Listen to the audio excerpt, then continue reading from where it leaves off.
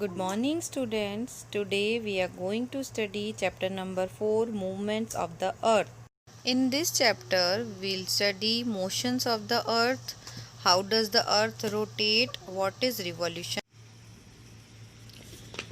You know that the earth moves around the sun. You have studied in earlier classes that the earth moves around the sun. Earth is the third planet from the sun which moves around the sun. Now you are going to study about the two kinds of movements of the earth. The earth rotates on its own axis.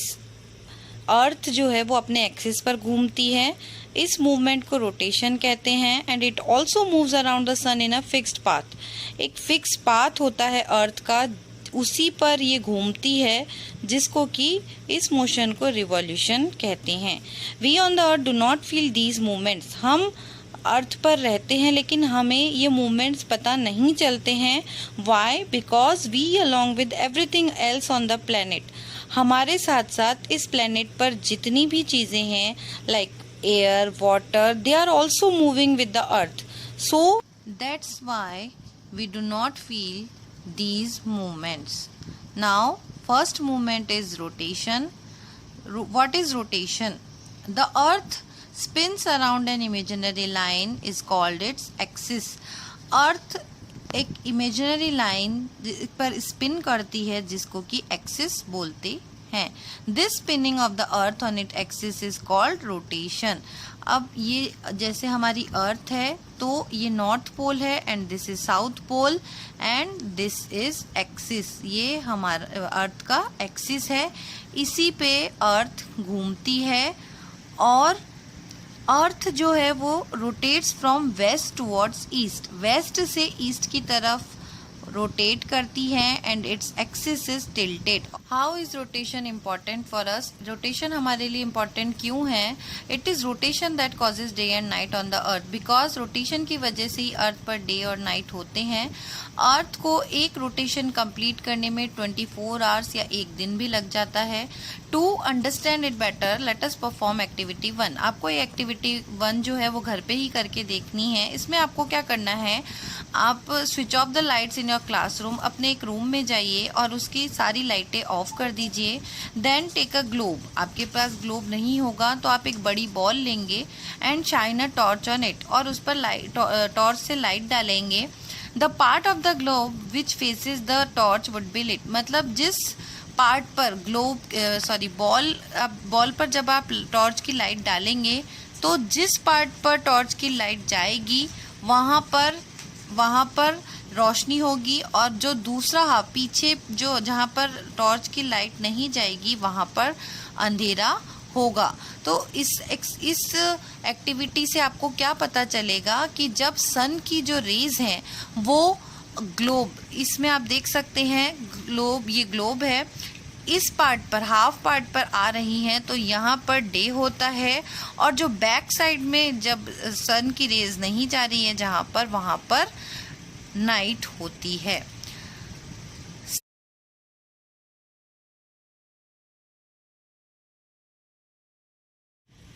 Now revolution.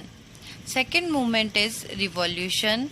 You are already aware that all planets move around the sun. They move around the sun in a fixed path of their own called orbit. सभी planets का एक fix path होता है जिसको कि orbit कहते हैं. वो उसी पाथ पर सन के चारों ओर चक्कर लगाते हैं. The earth while spinning on its axis is also moving around the sun in its orbit. This motion of the earth around the sun is called revolution. एक रिवॉल्यूशन कंप्लीट करने में अर्थ को 365 एंड 1/4 डेज लगता है. But our calendar year consist of only 365 days. हमारे calendar year में तो पूरे साल में कितने दिन होते हैं? 365 डेज होते हैं. तो 1/4 days gets left and this is the reason why every 4th year is a leap year consisting of 366 days. मतलब 365 डेज होते हैं कैलेंडर ईयर में लेकिन 1/4 तो रह ही गया. तो इसी वजह से क्या होता है, हर 4 साल में एक लीप ईयर आता है जिसमें कि 366 डेज होते हैं. लीप ईयर क्या होता है? जो कि पूरा 4 से डिवाइड हो जाए। जैसे 2020 है तो ये पूरा 4 से डिवाइड हो जाएगा, तो उसी को ही लीप ईयर कहते हैं। लीप ईयर में 366 डेज होते हैं। अब जैसे कि रोटेशन के कारण डे एंड नाइट होते हैं, तो रिवॉल्यूशन के कारण क्या होते हैं? रिवॉल्यूशन के कारण होते हैं सीजन्स। सीजन जो ये एक्सिस होता है, अर्थ का ये एक्सिस है, ये जब टिल्ट होता है तो इसके कारण सीजन्स होते हैं। जैसे ये आपकी बुक में देख रहे हैं, सन रेज हैं, सन रेज आ रही हैं अर्थ पे, ये एक्सिस है। ये वाला जो पार्ट है, इस पार्ट में समर होगी, यानी समर सीजन होगा, और जो ये वाला पार्ट है, इस वाले पार्ट में विंटर होगा, यानी सर्दियों का मौसम रहेगा। और इस वाले पार्ट में, क्योंकि इस वाले पार्ट में सन रेज सीधी सीधी यहाँ पर आ रही है। The 4 main season caused due to the revolution of the earth are summer, winter, spring and autumn.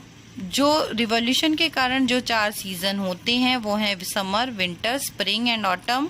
When the northern hemisphere experiences summer season, ये नॉर्दर्न हेमिस्फीयर होता है, तो जब इसमें समर सीजन होगा तो साउदर्न हेमिस्फीयर में विंटर सीजन होगा, और जब साउदर्न हेमिस्फीयर में समर सीजन होगा तो नॉर्दर्न हेमिस्फीयर में विंटर सीजन होगा। वाइसे वर्सा होता है।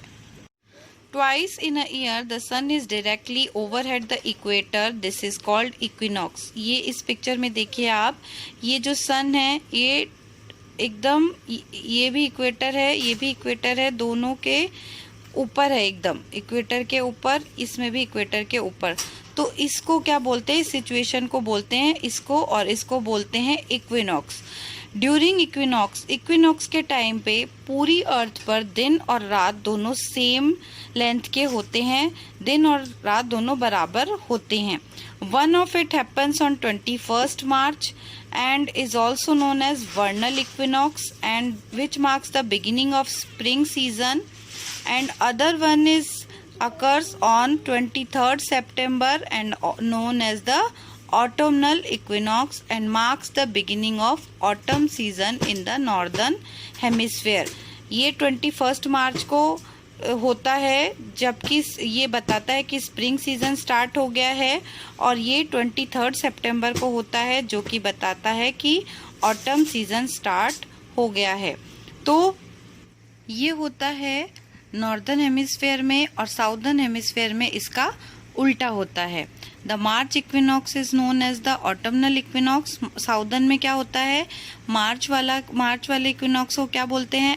Autumn equinox. And the September equinox is known as the vernal equinox.